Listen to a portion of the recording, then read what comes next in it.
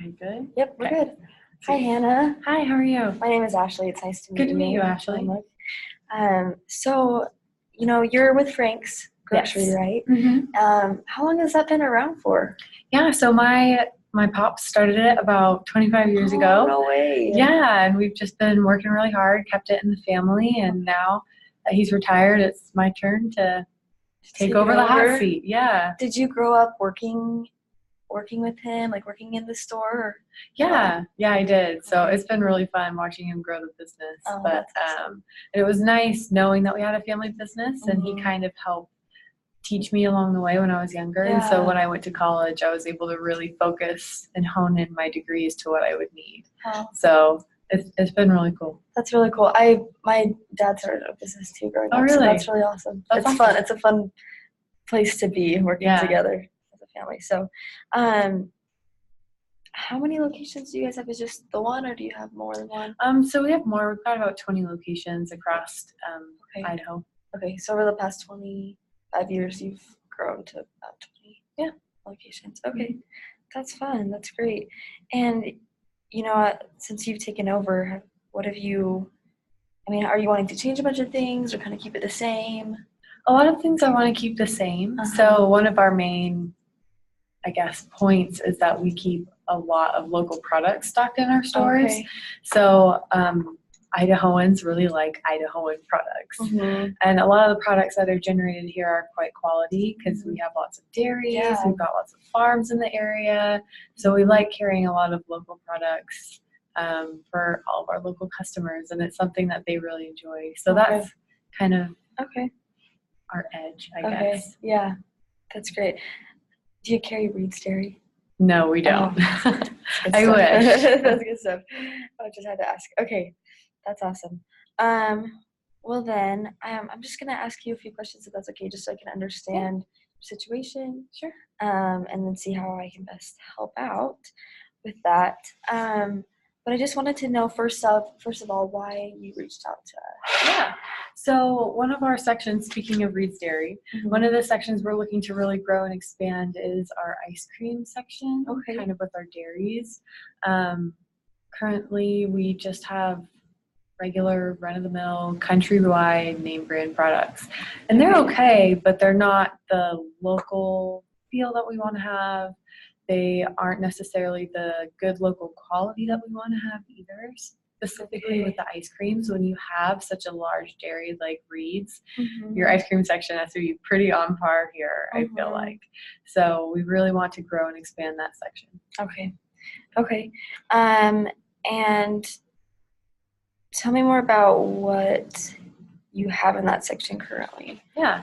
So currently we just have your run-of-the-mill Blue Bunny.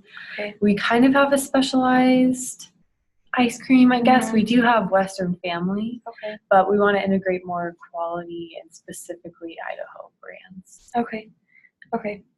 That's good to know. Have you had any problems with the quality? We've had a few, just because Blue Bunny is so run-of-the-mill, I guess. Since you can get it everywhere, it's just so mass-produced. It's not that quality that people here like. They know what quality ice cream is. So we're looking to expand more into that. Okay. That's good to know. And are you, have you noticed any, so if there's a problem with, you want to change the quality and expand that section. And then do you, have you had any troubles with the people your vendors with that? Are there any issues there? Not necessarily. They're pretty easy to work with. The quality issues are just the run-of-the-mill Blue Bunny issues. There's not a lot of flavor to them, and when there is flavor, it's just whatever chocolate or caramel's running through. It's just regular old ice cream. So we haven't had any run-ins or any problems with any of the vendors. It's just their product isn't exactly what we want. Okay, that's good to know. And then, are you wanting to expand any other areas of your grocery as well? Are you guys trying to expand in other areas too, or just focusing on the ice cream right now?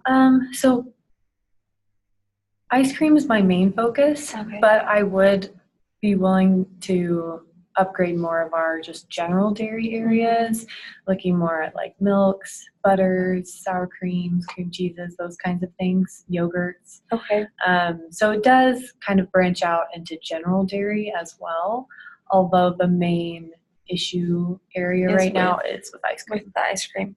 And any reason to expand your other dairy? Is that a similar? Is that for similar reasons for quality and getting more brands in there? Or what's Yeah, pretty much the same reasons. Just higher quality, more local, getting more brands in there. Okay. Mixing up our product mix. Okay.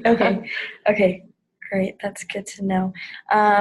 Okay, I want to talk a little bit about the ice cream quality again, if that's with you. So, have you gotten any feedback from your customers on your ice cream selection? Yeah, it's just super limited since we only really have 2 brands. Okay. It's something that we want to expand out more into, like different flavors, different brands, so that we can have a wider offering for all of our customers, because odds are I know, like me, I like trying a lot of different flavors, a lot of different brands until I find the one that I like. And unfortunately, the 2 brands that we carry aren't necessarily favorites of the area. Not a lot of people are like, yes, I am a Blue Bunny person, you know, like they are a Reed's Dairy person or they're a Tillamook person. They like different brands. Okay. And so do you think that expanding that selection, adding more flavors, adding more brands, could improve customer satisfaction, or how would that affect that? I think it would definitely improve customer satisfaction and would also help a lot with customer retention. Okay. Have you noticed any change in customer retention recently? A little bit, just because it's starting to get towards summer, and oddly enough, people here love ice cream in the winter. It's so funny. But we love ice cream even throughout the winter. It's not necessarily a seasonal product here. Okay. And when you have other companies like Smith's and Brolum's and even Walmart that offers a larger selection than us, even though they prefer shopping for other groceries at Frank's, they do sometimes go to those other places just to get a better quality ice cream. Okay. Have you noticed have you noticed your competition affecting sales negatively? Yes, definitely. Okay. So because they have such a wider selection and it's more quality ice cream, people are willing to go there to purchase those products rather than coming here. Okay. That's good to know. And then I guess with that,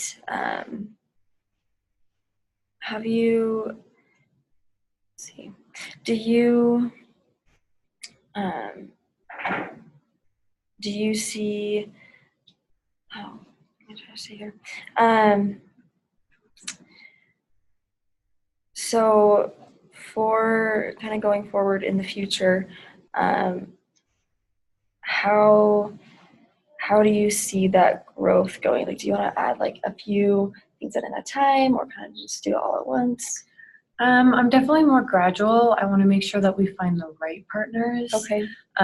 That's what I would view the relationship as. We're a partnership. We're here to help each other. You know what I mean?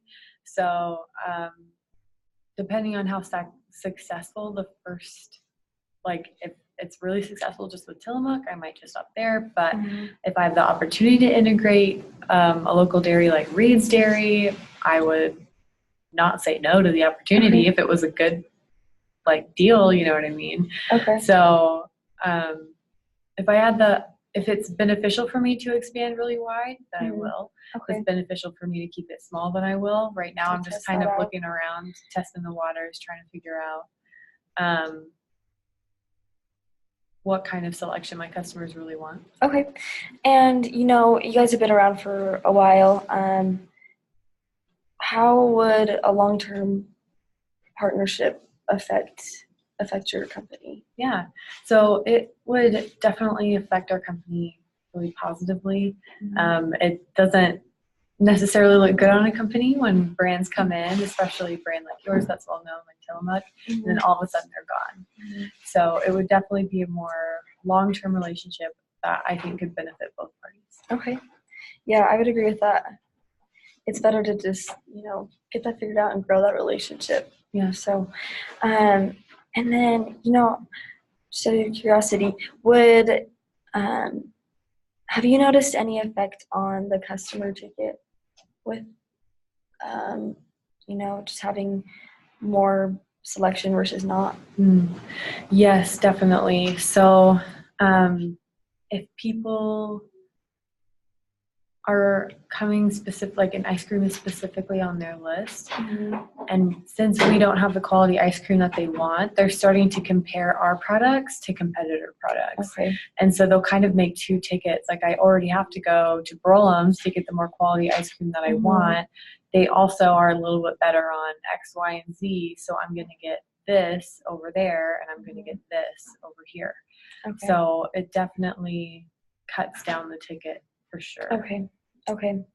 And I would assume that would affect sales overall. Is that what you've seen? Yeah, for sure. I mean, we're quite competitive with Brolam's. We have a lot more local products than they do, but if they think some of their products are a little bit different or more quality, then they're going to go get them if they already have to get the ice cream. Okay. And then is there that's good to know. Is there anything else that you feel you're trying to solve or wanting to see?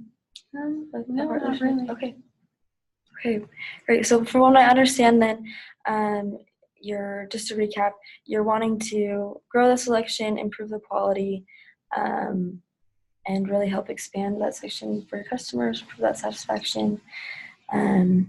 Does that sound good to you? Okay, pretty much. Great, let's move on to the other areas then. Okay, perfect. Awesome. Sweet. Cool. Okay. I guess we'll just move on to the next one. Yeah. All right. Hey, Ashley, how are you doing? Good. How are you? Good. It's so good to see you again. The sales conference was really awesome. It was good, yeah. What was your favorite part of it? I really liked the keynote speaker. I thought he had a lot of good points. It was good for my team to hear. So, yeah, that's awesome. So how are your sales going here at DeWalt? They've been going good. Yeah. Good. Things have been going well so far, so good. Yeah, that's awesome. So do you guys travel a lot to meet your sales meetings, or are they mainly over the phone? Yeah, that's a good question. So we do travel a lot. Oh yeah. So do you currently have a sales fleet? Yeah. Well, we currently have trucks for our sales reps. Yeah. Okay, so trucks are like you guys' car. Yeah. With Being Tools, the tool company. So how far are you guys traveling? Not too far. But I mean, we do go to the local hardware store, so it just depends on how far away that is. But it's definitely traveling. Yeah, definitely traveling. Gotcha. So is there before we get moving, is there anyone else that we need to have at this meeting in terms of nailing down a deal, possibly? No, I'm the manager for this, so awesome. Make the call on that. Sweet. Yeah. So in terms of the trucks, are they really old? What kind of problems are you guys having with them, if you are? So they're not old. We've only had the fleet we have right now for about a year and a half. Oh, nice. Yeah. So are they running really well for you? We have had some difficulties with the trucks. They're not running as well. They're just getting worn down easier. Okay. I mean, I would hope that, after a year and a half, a bunch of trucks would still be running well. Yeah. But we just had difficulty with that. They're wearing down. Yeah. Do you have a variety of brands, or is it just one kind of truck? We do have like 2 different brands that we mainly go with, Toyota and Chevrolet. But gotcha. So I'm just assuming based off of my car experience, are the Toyota ones running down a lot faster than the Chevys, or is it the opposite? The Toyota has been running down a little bit faster, but really we have had troubles with both. So. Gotcha. So do you have more like the Tacomas, like smaller trucks, or do you have more like Silverados, bigger? We have a variety. Okay. We have smaller trucks, probably more smaller trucks, and then for people like as an incentive, they get like the nicer truck when they like do better sales. Yeah. That's a good idea, actually. So would you want to keep with the different size mix, or would you want a more unified group? As long as, I think we would like to keep it the size mix, but as long as the truck meets our specific needs, that's really the main thing there. Yeah. Okay, I just have one more kind of informational question for me. Did you guys purchase all of these trucks, or are you leasing them from another company? We purchased them. Gotcha. Gotcha. So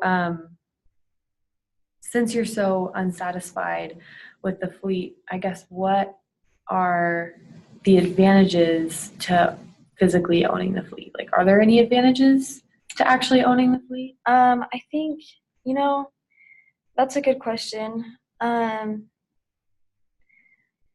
think if it's good quality and it's going to last, then there's an advantage to owning it. But if we're going to have to replace it more, then it would be an advantage to just rent. Yeah. And not have to replace them as often and just get new from somewhere. But yeah.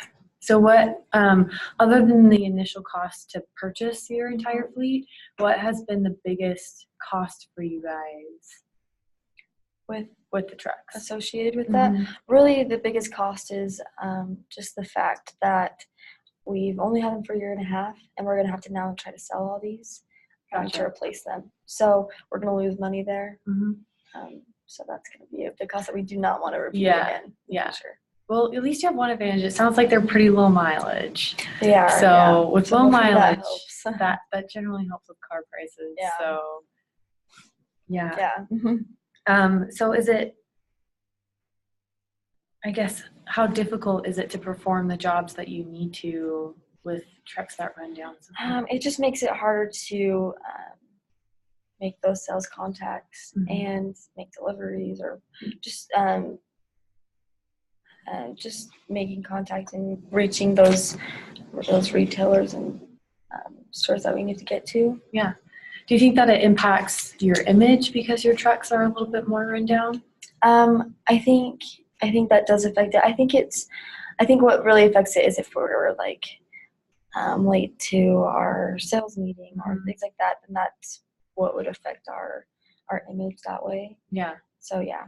Would you say that it has more impact on your sales team or more impact on your customers? Because I think based off of what I've heard, it looks like it has an impact on both, but which would you say weighs more heavily? So I think it's probably more heavily on our sales team because that's frustrating for them.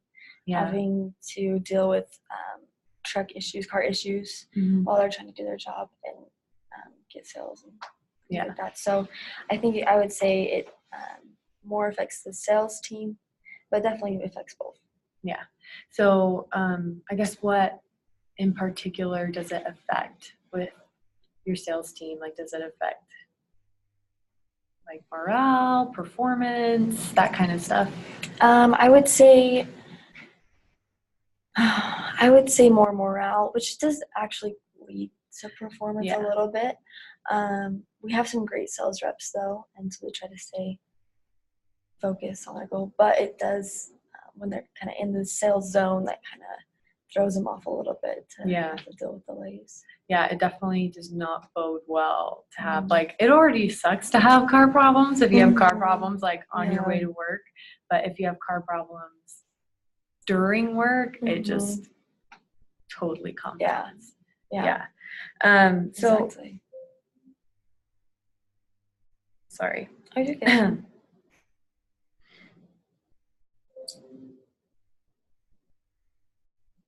How much, I guess to go back to sales, how much do you think you're losing per month because of these impacts, whether it's because the salesperson isn't where they need to be mentally because of the car problems, or if the customer realizes that you guys have any kind of car problems or delivery issues, that kind of stuff? How much in sales due to all these different issues that we were talking about? That's a good question. I don't know if I've thought about that, but I could definitely see that we would be losing money from that. Mm-hmm. I mean, we do have like 85 sales reps, and so if their morale's all down, I'm sure we've lost some money from that. Yeah, definitely. So with 85 sales reps, do you have 85 cars, or do you have a smaller? Yeah, unit? we do. Each sales rep gets a truck. Okay. Great company. Yeah, no kidding. So how do you determine, is it just performance-based? Yeah, performance-based on who gets what kind of truck? Yeah, performance-based, really. And new reps all of our trucks, we try to give them nice trucks anyways, but just because it just fits with the whole hardware store, nice truck theme. But, yeah, there is reward for our top reps. Yeah, that's so cool. So in terms of getting new trucks, what kind of trucks would you be looking into? Like replacing the same fleet that you have just with modern models, or? Yeah, we'd like to replace the same fleet that we have. Just getting something that's going to be sturdier. Yeah, for sure. Are there any other needs or wants that you would have in terms of a fleet? I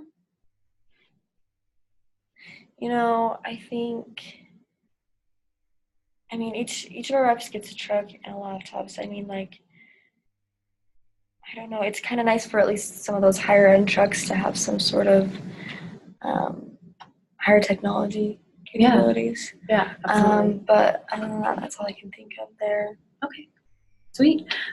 So before we move on, just to recap, it looks like we're having troubles with just the wear and tear that comes with having a truck, and toting lots of heavy tools everywhere, and even though you're not driving very far, just the regular wear and tear that comes with lots of driving with your sales reps. And because the cars aren't functioning the way they should be, we're losing some sales, both because of sales team morale and performance being decreased because of the frustrations with the car, and I guess professionalism, if that's correct, in terms of being on time and having all the materials and just having a good quality car to project the quality image of DeWalt. Is that correct? Yeah, that's what we've been seeing. Gotcha. All right. So next part of sales presentation. And cut.